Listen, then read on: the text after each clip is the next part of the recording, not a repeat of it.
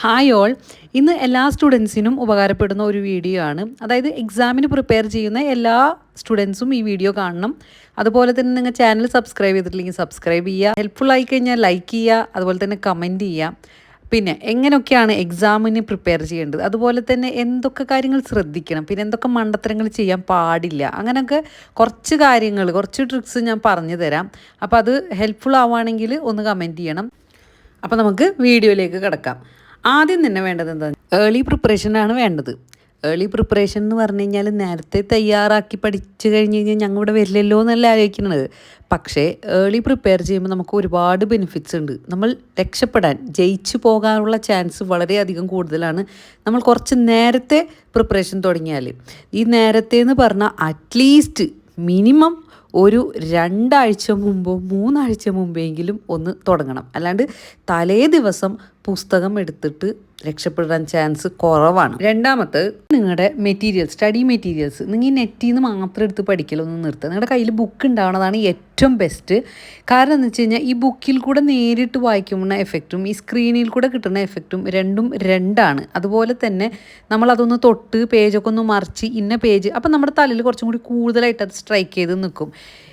പക്ഷേ ഇപ്പോൾ ഓൾമോസ്റ്റ് പേരും പ്രിൻ്റ് ഔട്ട് എടുക്കുകയാണ്. ഷോർട്ട് നോട്ട്സൊക്കെ കിട്ടിയിട്ട് അത് പ്രിൻ്റ് ഔട്ട് എടുത്ത് കാണാപ്പാഠം പഠിക്കുകയാണ്. അതും കുഴപ്പമില്ല. പക്ഷേ നല്ലോണം പ്രിപ്പറേഷൻ ചെയ്യുന്നവർ ഈ ടെക്സ്റ്റോട് കൂടിയിട്ട് പ്രിപ്പയർ ചെയ്യാൻ നോക്കുക. ഒരുപാട് നല്ല മാർക്ക് മേടിക്കണം എന്നാഗ്രഹിക്കുന്നവർ ടെക്സ്റ്റോട് കൂടിയിട്ട് ഇരുന്നിട്ട് തന്നെ പഠിക്കുക. അല്ലാത്തവർ ലാസ്റ്റ് മിനിറ്റുള്ളവർ ഈ PDF സംഭവങ്ങളൊക്കെ പഠിക്കാം. പക്ഷെ എന്താണെന്ന് വെച്ച് കഴിഞ്ഞാൽ ഈ PDF എടുത്ത് പഠിക്കുമ്പോൾ നിങ്ങൾ നിർബന്ധമായിട്ടും യൂട്യൂബിൽ വല്ല ക്ലാസ്സുകളോ അല്ലെങ്കിൽ സംഭവങ്ങളോ കേട്ടതിന് ശേഷം പഠിക്കുക. കാരണം എന്താണെന്ന് വെച്ച് കഴിഞ്ഞാൽ പെട്ടെന്ന് വായിച്ച് നോക്കുമ്പോൾ നിങ്ങൾക്ക് തോന്നും ഇത് കിട്ടിയെന്നുള്ളത്. പക്ഷേ അതിൻ്റെ അടുത്തുള്ള സന്ദർഭങ്ങളോ എക്സാമ്പിൾസോ കാര്യങ്ങളൊക്കെ കേട്ടിട്ട് നിങ്ങൾ പഠിക്കുമ്പോൾ ഒരു ക്വസ്റ്റ്യൻ ആൻസർ അങ്ങനെ പഠിച്ചെടുത്ത് കഴിഞ്ഞ് കഴിഞ്ഞാൽ നിങ്ങൾക്കത് മനസ്സിൽ നിൽക്കും. നേരിട്ട് ഈ PDF കിട്ടിക്കഴിഞ്ഞാൽ അത് കാണാപ്പാഠം പഠിച്ചിട്ട് നാളെ പോയിട്ട് പരീക്ഷയ്ക്ക് എഴുതി ഫുൾ മാർക്ക് മേടിക്കാം അല്ലെങ്കിൽ ജയിക്കാം എന്ന് വിചാരിച്ചാൽ അത് നടക്കില്ല. അടുത്തതെന്ന് പറഞ്ഞു കഴിഞ്ഞാൽ പ്രീവിയസ് ഇയർ ക്വസ്റ്റ്യൻ പേപ്പേഴ്സ് എല്ലാം നോട്ട് ഡൗൺ ചെയ്യാം. അതായത് ഇപ്പോൾ 2019 മുതൽ ഉള്ള ക്വസ്റ്റ്യൻ പേപ്പേഴ്സ് ആയിരിക്കും അവൈലബിൾ. അപ്പോൾ ഇത്രയും വർഷത്തെ 4-5 വർഷത്തെ ക്വസ്റ്റ്യൻ പേപ്പേഴ്സ്, ഈ 4-5-6 വർഷത്തെ ഈ ക്വസ്റ്റ്യൻ പേപ്പേഴ്സ് ഫുള്ളും നോട്ട് ഡൗൺ ചെയ്തിട്ട് അതിലത്തെ ക്വസ്റ്റ്യൻ ആൻസേഴ്സ് മാക്സിമം നിങ്ങൾ പഠിക്കുക. അത് നല്ലോണം പഠിച്ചു പോയാൽ തന്നെ നിങ്ങൾക്ക് രക്ഷപ്പെടാൻ പറ്റും. കാരണം എന്താണെന്ന് വെച്ച് കഴിഞ്ഞാൽ മിക്കതും റിപ്പീറ്റഡ് ക്വസ്റ്റ്യൻസ് ആയിരിക്കും. ഈ 6 കൊല്ലത്തിൻ്റെ ഇടയിൽ അങ്ങോട്ടും തിരിച്ചിട്ടും മറിച്ചിട്ടുള്ള ക്വസ്റ്റ്യൻസ് ഒക്കെ തന്നെയായിരിക്കും വരിക. എന്ന് വെച്ചിട്ട് അത് ഫുള്ളി ഡിപ്പെൻഡ് ചെയ്യാൻ പറ്റില്ല. കാരണം ചിലപ്പോൾ ആ ക്വസ്റ്റ്യൻ തന്നെ ഉദ്ദേശിച്ചിട്ടുണ്ടാവും, പക്ഷെ അതിൻ്റെ വേറെ ടോണിലായിരിക്കും ചോദിച്ചിട്ടുണ്ടാവാം. അപ്പോൾ ആ ക്വസ്റ്റ്യൻ മനസ്സിലാവണമെന്നുണ്ടെങ്കിൽ നിങ്ങൾ ചാപ്റ്റർ മനസ്സിലാക്കിയിട്ടുണ്ടാവണം. എന്നാലും ബേസിക്കലി നിങ്ങൾ പ്രീവിയസ് ഇയർ ക്വസ്റ്റ്യൻ പേപ്പേഴ്സിലത്തെ ഒരുവിധം 2 മാർക്ക് ക്വസ്റ്റ്യൻസുകൾ പഠിച്ചു പോയി കഴിഞ്ഞാൽ തന്നെ നിങ്ങൾക്ക് എന്ത് ചെയ്യും, അറ്റ്ലീസ്റ്റ് കുറച്ച് മാർക്കെങ്കിലും സ്കോർ ചെയ്യാൻ പറ്റും. പക്ഷെ ഇതിലൊരു പ്രശ്നം എന്താണെന്ന് വെച്ച് കഴിഞ്ഞാൽ, നിങ്ങൾക്ക് ഉറപ്പുണ്ടോ 2 മാർക്കിൻ്റെ ഒരു ആൻസർ അറ്റൻഡ് ചെയ്യുമ്പോൾ കംപ്ലീറ്റ് 2 മാർക്കും നിങ്ങൾക്ക് കിട്ടും എന്ന് ഉറപ്പുണ്ടോ? ചിലപ്പോൾ 1.5 ആവാം, 1.25 ആവാം, അല്ലെങ്കിൽ മേ ബി അങ്ങനെ. അപ്പോൾ നമ്മൾ ആ ഒരു കറക്റ്റ് ജയിക്കാനുള്ള കറക്റ്റ് മാർക്കിനനുസരിച്ചിട്ടുള്ളത് പഠിച്ചു പോയി കഴിഞ്ഞാലാണ് ഈ സപ്ലി കിട്ടുമോ ഇല്ലയോ എന്നുള്ള ടെൻഷൻ അടിക്കേണ്ടി വരാം. അപ്പോൾ അത്യാവശ്യം മാക്സിമം 2 മാർക്കിൻ്റെ ക്വസ്റ്റ്യൻസ് പഠിച്ചു പോയി കഴിഞ്ഞാൽ, അല്ലെങ്കിൽ അത്യാവശ്യം എക്സ്പെക്റ്റ് ചെയ്യുന്ന എസ്സുകൾ പഠിച്ചു പോയി കഴിഞ്ഞാൽ തന്നെ നമുക്കതിൽ 2 മാർക്കും 5 മാർക്കും ഒക്കെ കവറായി പോകും. അപ്പോൾ ചുരുക്കി പറഞ്ഞു കഴിഞ്ഞാൽ നല്ലോണം പഠിച്ചാൽ വേഗം രക്ഷപ്പെടും. പക്ഷെ തീരെ പഠിക്കാൻ പറ്റാത്തവർ ഇങ്ങനത്തെ എന്ത് ചെയ്യുക, 2 മാർക്ക് ക്വസ്റ്റ്യൻസൊക്കെ നല്ലോണം പച്ചവെള്ളം മാതിരി ഫുള്ളി ടെക്സ്റ്റ് ബുക്കിലത്തെ ഫുള്ളി 2 മാർക്ക് ക്വസ്റ്റ്യൻസ് കംപ്ലീറ്റ് ആയിട്ട് പഠിച്ചു പോവുക. അപ്പം നിങ്ങൾക്ക് അത്യാവശ്യം തന്നെ പാസ് മാർക്ക് കിട്ടും. ഇനി അടുത്തതെന്ന് പറഞ്ഞാൽ MCQ ആണ്. ഇപ്പോൾ SDE വിഭാഗത്തിൽ ഡിസ്റ്റൻസ് ആയിട്ട് പഠിക്കുന്നവർക്ക് 20 മാർക്കിൻ്റെ MCQ ക്വസ്റ്റ്യൻ ഉണ്ടാവും. അതായത് മൾട്ടിപ്പിൾ ചോയ്സ് ക്വസ്റ്റ്യൻസ്. അതായത് 20 മാർക്കിൻ്റെ ക്വസ്റ്റ്യന് അപ്പോൾ നമുക്ക് സ്കോർ ചെയ്യാൻ പറ്റും. കോളേജിൽ പഠിക്കുന്നവർക്ക് അത് ഇൻറ്റേർണൽ മാർക്ക് അത് ഇതെന്നൊക്കെ പറഞ്ഞിട്ട് അവർക്ക് അങ്ങനെ കിട്ടും. പക്ഷേ ഡിസ്റ്റൻസ് ആയിട്ട് പഠിക്കുന്നവർ നിർബന്ധമായിട്ടും MCQ എക്സാം അറ്റൻഡ് ചെയ്യണം. ഡിസ്റ്റൻസ് എന്ന് മാത്രമല്ല, പ്രൈവറ്റായിട്ട് പഠിക്കുന്ന കോളേജുകാർക്കും അവർ ഡിസ്റ്റൻസ് ആയിട്ടായിരിക്കും അപ്ലൈ ചെയ്തിട്ടുണ്ടാവാം, അവർക്കും ഈ MCQ ഉണ്ടാവും. അപ്പോൾ MCQ ഒരു വലിയൊരു സംഭവമാണ് നമുക്ക് രക്ഷപ്പെടാനുള്ളത്. അപ്പോൾ MCQ മാക്സിമം നമ്മൾ പഠിച്ച് കവർ ചെയ്ത് പോയി കഴിഞ്ഞാൽ അതിലൊരു 20 മാർക്ക് കിട്ടിക്കഴിഞ്ഞാൽ രക്ഷപ്പെട്ടു. 20ലാണ് ഓരോ മാർക്ക് വെച്ചിട്ടാണ്. അപ്പോൾ നമ്മുടെ ചാനലിൽ കുറച്ചൊക്കെ MCQ ട്രിക്സ് വഴി പഠിക്കാനുള്ളതൊക്കെ സംഭവം അപ്ലോഡ് ചെയ്തിട്ടിട്ടുണ്ട്. അപ്പോൾ അതൊക്കെ ഒന്ന് നോക്കുക. ഇനി അടുത്തതെന്ന് പറഞ്ഞു കഴിഞ്ഞാൽ ചില ക്വസ്റ്റ്യൻ ആൻസേഴ്സോ അല്ലെങ്കിൽ എസ്സേ ഒന്നും നമുക്ക് പെട്ടെന്ന് തലയിൽ നിൽക്കില്ല, ഏതൊക്കെ പോയിൻറ്റ്സ് ആണ് എന്തെന്നുള്ളത്. അത് പെട്ടെന്ന് തലയിൽ നിൽക്കാൻ വേണ്ടിയിട്ട് നിങ്ങളിങ്ങനെ ജസ്റ്റ് ഒരു ഷോർട്ട് പോയിൻറ്റ്സ് ആക്കിയിട്ട് ഒന്ന് നിങ്ങൾ എഴുതിയിട്ട് ഇങ്ങനെ വട്ടമൊക്കെ ഇട്ട് വെച്ചിട്ട് നിങ്ങൾ അത് നോക്കി പഠിക്കാം. അത് നോക്കി പഠിച്ചു കഴിഞ്ഞ് കഴിഞ്ഞാൽ നിങ്ങൾക്ക് ഉറപ്പായിട്ടും എന്തെങ്കിലും പോയിൻറ്റ്സ് ഒക്കെ എഴുതാൻ കിട്ടും. കാരണം ഈ എഴുതിയതും ഈ വട്ടത്തിൽ വരച്ചതും ചിത്രമൊക്കെ നമ്മുടെ തലയിൽ ആ ബ്രെയിൻ അങ്ങോട്ട് സ്റ്റോർ ചെയ്ത് വെച്ചിട്ട് എന്തെങ്കിലുമൊക്കെ നമുക്ക് ഓർമ്മ വരും. അപ്പോൾ ഇപ്പോൾ ഇവിടെ എന്ന് പറഞ്ഞു കഴിഞ്ഞാൽ 2 സംഭവങ്ങളുണ്ട്. അപ്പോൾ അതിൻ്റെ റേഷ്യോ ഇതാണ് ഇന്നതെന്നൊക്കെ നമുക്ക് ക്വസ്റ്റ്യൻ ആൻസർ മാതിരി പഠിച്ച് പോകുമ്പോൾ നമുക്ക് ഒരിക്കലും കിട്ടില്ല. അതിൻ്റെത് എന്താണോ അത് നേരെ എഴുതി, അതിൻ്റെ കമ്പോണൻസ് എന്താണ് അതൊന്ന് നേരെ എഴുതി വെച്ചിട്ട് ഷോർട്ടാക്കിയിട്ട് അത് നോക്കി പഠിച്ചു കഴിഞ്ഞ് കഴിഞ്ഞാൽ കണക്ട് ചെയ്തിട്ട് പിന്നെ നിങ്ങൾക്ക് ഇലാബറേറ്റ് ചെയ്തിട്ട് നന്നാക്കിയിട്ട് എഴുതാമല്ലോ. അപ്പോൾ അങ്ങനെ പഠിച്ചു കഴിഞ്ഞാൽ നിങ്ങൾക്ക് എസ്സേ അല്ലെങ്കിൽ ഷോർട്ട് ആൻസേഴ്സൊക്കെ 5 മാർക്കിൻ്റെ ആൻസേഴ്സൊക്കെ നല്ലോണം നിങ്ങൾക്ക് പഠിക്കാൻ പറ്റും. അതായത് ഓർമ്മ കിട്ടും എക്സാമിൻ്റെ നേരത്ത്. ഇനി അടുത്തതെന്ന് പറഞ്ഞാൽ എസ്സേക്ക് പ്രിപ്പയർ ചെയ്യുമ്പോൾ മറ്റേത് ഷോർട്ട് ആൻസേഴ്സൊക്കെ അങ്ങനെ പ്രിപ്പയർ ചെയ്തു. പക്ഷേ എസ്സേ നമ്മൾ എന്തായാലും ഒരു 2-3 എസ്സേ എന്തായാലും നമുക്കൊരു 4 ചാപ്റ്ററോ 5 ചാപ്റ്ററോ ഒക്കെ ആയിരിക്കും ഉണ്ടാവുക. അപ്പോൾ അതിൽ അറ്റ്ലീസ്റ്റ് ആ എല്ലാ ചാപ്റ്ററിൽ നിന്നും ഓരോ എസ്സേയെങ്കിലും നിർബന്ധമായിട്ടും എന്തായാലും അതിൽ നിന്ന് ഷോർട്ട് ആൻസേഴ്സും അല്ലെങ്കിൽ 5 മാർക്കിൻ്റെ ക്വസ്റ്റ്യൻസ് ആയിട്ടും ഒക്കെ വരുന്ന ഒരു എസ്സേകളൊക്കെ ഉണ്ടാവും, വളരെ പേരുകേട്ട പ്രശസ്തമായ എസ്സേകൾ.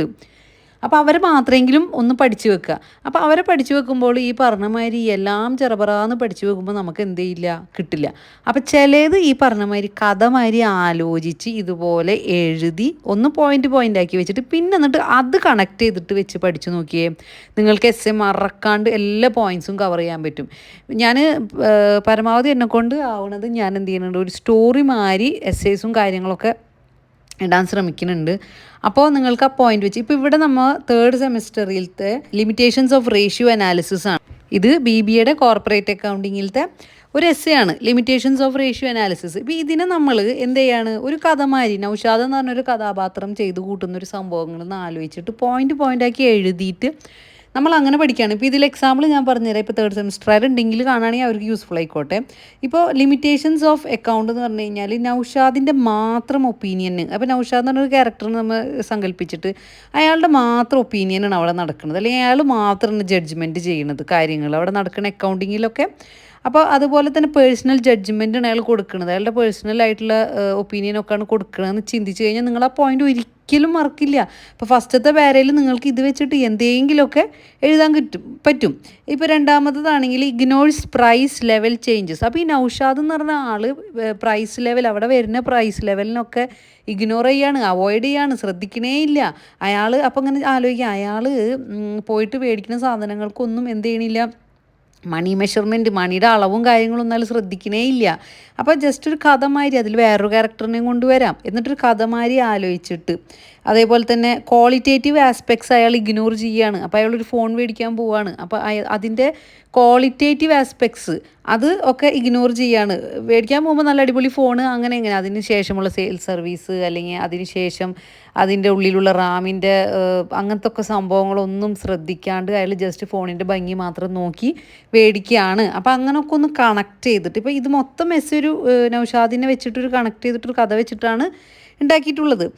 ലാസ്റ്റ് അയാൾക്ക് ഫ്യൂച്ചർ പ്രഡിക്റ്റ് ചെയ്യാൻ പറ്റണില്ല, അയാൾ കുറേ ബുദ്ധിമുട്ടിലാവാണ്. അപ്പോൾ ആ വേർഡ്സുകളൊക്കെ നിങ്ങൾ പഠിച്ചു പോവുകയാണ്.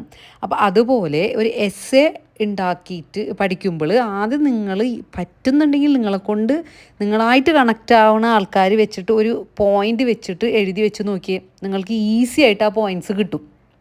അങ്ങനെ ഒന്ന് ട്രൈ ചെയ്തിട്ട് നിങ്ങൾ എസ്സേ പഠിച്ച് നോക്കിയാൽ നിങ്ങൾക്ക് എസ്സേ എന്തെങ്കിലും ഒക്കെ എഴുതാൻ പറ്റും. എസ്സേ നോർമലി 2.5 പേജിലൊക്കെ എഴുതണം എന്നാണ് പറയുക, എന്നാലും നമുക്ക് ആ 10 മാർക്ക് കിട്ടിയാൽ കിട്ടി. അപ്പോൾ അറ്റ്ലീസ്റ്റ് ഒരു 5 മാർക്കെങ്കിലും കിട്ടിയാൽ നമ്മൾ രക്ഷപ്പെട്ടില്ലേ. അപ്പോൾ അങ്ങനെ പഠിക്കാൻ ശ്രമിക്കുക. ഇനി ഇക്വേഷൻസും ഇതുപോലെ തന്നെ നിങ്ങൾ എല്ലാ ഇക്വേഷൻസും ഇമ്പോർട്ടൻ്റ് ആയിട്ടുള്ള ഇക്വേഷൻസ് ഒക്കെ ഒരു പേജിൽ എഴുതി വെച്ച് കഴിഞ്ഞാൽ നിങ്ങൾക്ക് പരീക്ഷാ ഹാളിൽ കയറുന്നതിന് മുമ്പ് ജസ്റ്റ് ഒക്കെ ഒന്ന് കണ്ണുപിടിക്കാൻ പറ്റും. അല്ലാണ്ട് തന്നെ നമുക്കിപ്പോൾ PDF-ലും ഫോർമാറ്റിലൊക്കെ കിട്ടുന്നുണ്ട്, അങ്ങനെ ഉണ്ടെങ്കിൽ അങ്ങനെ കളക്ട് ചെയ്ത് വെക്കുക, പ്രിൻ്റ് ഔട്ട് എടുത്ത് വെക്കുക. നിർബന്ധമായിട്ടും ബുക്കിൽ കൂടെ ഇങ്ങനെ വായിച്ചു പോയി കഴിഞ്ഞാൽ നിങ്ങൾക്ക് ഫോർമുല നേരത്ത് ഓർമ്മിക്കാൻ പറ്റില്ല. പരീക്ഷാ ഹാളിൽ കയറുന്നതിന് തൊട്ട് മുമ്പ് ഫോർമുല ബേസ്ഡ് സബ്ജക്റ്റ് ആണോ നല്ലോണം ഒന്ന് ഫോർമുലാസ് ഒക്കെ നോക്കിയൊക്കെ അറ്റ്ലീസ്റ്റ് ഫോർമുല എഴുതിയാൽ ഒരു മാർക്കെങ്കിലും നമുക്ക് അങ്ങനെയെങ്കിലും കിട്ടും. അപ്പോൾ ഫോർമുലകളൊക്കെ ഒരുമിച്ച് എല്ലാം എഴുതിയേക്കുക, അല്ലെങ്കിൽ പ്രിൻ്റ് ഔട്ട് എടുത്ത് റെഡിയാക്കി വെച്ചിട്ട് അതും ഒന്ന് ജസ്റ്റ് കണ്ണോടിക്കുക. ഇനി അടുത്തതെന്ന് പറഞ്ഞാൽ പിക്ചർ റെപ്രസെൻറ്റേഷൻ. അതായത് ഒരു സംഭവം പഠിക്കുമ്പോൾ അതിൻ്റെ അടുത്ത് അതിനോട് കണക്ട് ചെയ്തിട്ട് ഒരു പിക്ചർ വരച്ച് വെക്കുക. എന്നിട്ട് നിങ്ങൾ പഠിച്ചു നോക്കിയേ, അത് ഉറപ്പായിട്ട് നിങ്ങളുടെ തലച്ചോറിൽ സ്റ്റോർ ചെയ്തിട്ടുണ്ടാവും. അതേപോലെ തന്നെ എക്സാമിന് ആ നേരത്തെ നിങ്ങൾക്ക് ആ പിക്ചറും തെളിഞ്ഞു വരും. അപ്പം മാത്രമല്ല, പിക്ചർ തെളിഞ്ഞു വരുമ്പോൾ നിങ്ങൾക്ക് കണക്ട് ചെയ്യാൻ പറ്റും എന്തായിരുന്നു ആ സംഭവം എന്നുള്ളത്. ഇപ്പോൾ ഇവിടെ ഫിഫോ മെത്തേഡ് എന്ന് നമ്മൾ വലിയ കാര്യത്തിലൊക്കെ പഠിച്ചു പോയിട്ട് അവിടെ എത്തുമ്പോൾ ഫിഫോ എന്താ അങ്ങനെ ഒരു ചിന്ത വരും. പക്ഷേ അതിൻ്റെ അടുത്ത് ആ പിക്ചർ ഉണ്ടെങ്കിൽ നമുക്ക് ഉറപ്പായിട്ടും ഓർമ്മ വരും. ഇപ്പോൾ ഇവിടെ ഫിഫോ മെത്തേഡ് എന്ന് പറഞ്ഞാൽ എന്താ, ആദ്യം വന്ന സാധനങ്ങൾ ആദ്യം വിൽക്കുക, അങ്ങനെ ഉള്ളൊരു സംഭവത്തിനാണ് ഫിഫോ മെത്തേഡ് എന്ന് പറയുന്നത്. First in first out. അപ്പോൾ ആ ബോക്സിൻ്റെ ചിത്രം വരച്ച് വെച്ചിട്ടുണ്ട്. അപ്പോൾ ആ ബോക്സാണ് നമ്മൾ ആദ്യം വന്ന ബോക്സ് ആദ്യം വിൽക്കുന്നു. അപ്പോൾ ബോക്സ് വിൽക്കുന്നു ആദ്യം. അപ്പോൾ അതൊക്കെ ഓർമ്മ വരുമ്പോൾ ആദ്യം വന്ന സാധനങ്ങൾ ആദ്യം വിൽക്കുന്നുള്ള സംഭവം കമ്പനി സ്വീകരിക്കുന്നതിനാണ് ഫിഫോ മെത്തേഡ് എന്ന് പറയുന്നത്. ഉറപ്പായിട്ടും നിങ്ങളുടെ തല്ലിൽ നിൽക്കും. അപ്പോൾ മാക്സിമം സംഭവങ്ങൾക്ക് ഒക്കെ എന്ത് ചെയ്യുക, ഒരു പിക്ചർ വെച്ച് കൊടുത്തിട്ടോ അല്ലെങ്കിൽ സ്റ്റോറി വെച്ചിട്ടോ കണക്ട് ചെയ്ത് പഠിച്ചു കഴിഞ്ഞാൽ എന്തെങ്കിലുമൊക്കെ ഓർമ്മ വരും. പക്ഷേ വേറൊരു സംഭവം എന്താണെന്ന് വെച്ച് കഴിഞ്ഞാൽ നമ്മൾ ഈ പിക്ചർ വെച്ചും സ്റ്റോറി വെച്ചും എല്ലാം കണക്ട് ചെയ്ത് പഠിക്കും. പക്ഷേ ലാസ്റ്റ് ആകുമ്പോൾ നമുക്കെല്ലാം കൺഫ്യൂസ് ആവും. ഈ പിക്ചറാണോ ആ പിക്ചർ ഇതിൻ്റെതാണോ അതിൻ്റെ. പക്ഷേ അതിനെന്താ ചെയ്യേണ്ടതെന്ന് വെച്ച് കഴിഞ്ഞാൽ ലാസ്റ്റ് മിനിറ്റ് എക്സാം ഹാളിൽ കയറുന്നതിന് മുമ്പ് നിങ്ങൾ ഒരിക്കലും പുതിയ സംഭവങ്ങൾ പഠിക്കാൻ നിൽക്കരുത്.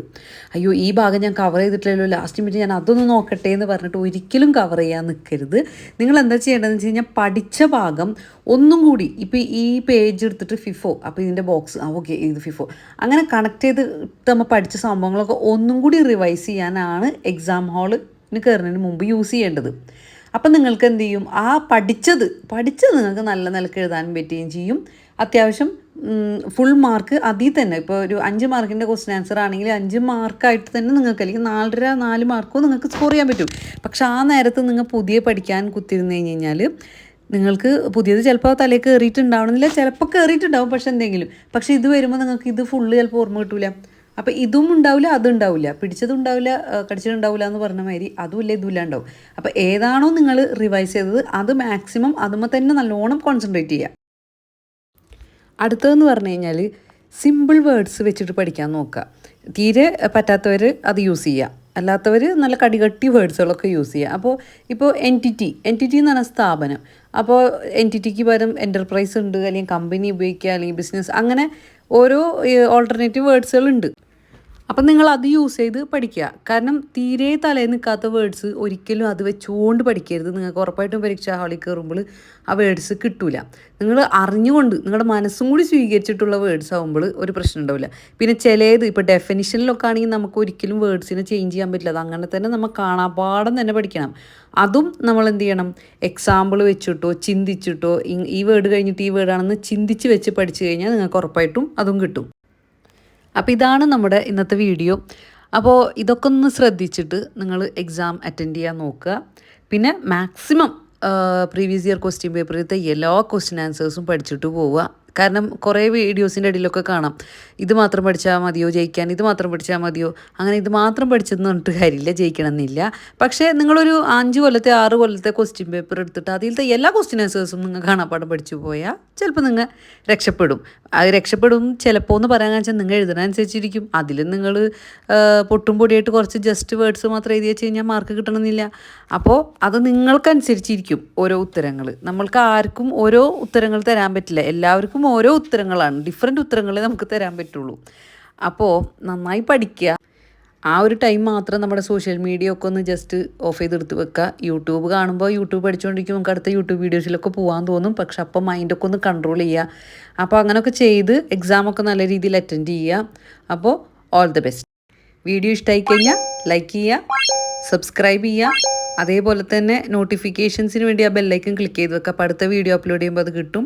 പിന്നെ ഹെൽപ്ഫുൾ ആയിട്ടുണ്ടെങ്കിൽ എന്തായാലും കമൻറ്റ് ചെയ്യണം. അതേപോലെ തന്നെ പഠിക്കാൻ ബുദ്ധിമുട്ടുന്നവർക്കൊക്കെ ഉണ്ടെങ്കിൽ ഒക്കെ ഒന്ന് ഇത് അയച്ചു കൊടുക്കുക. ഈ വീഡിയോ ഒന്ന് സ്റ്റാറ്റസ് ആയിട്ട് ഇടുക. അപ്പോൾ thank you, all the best.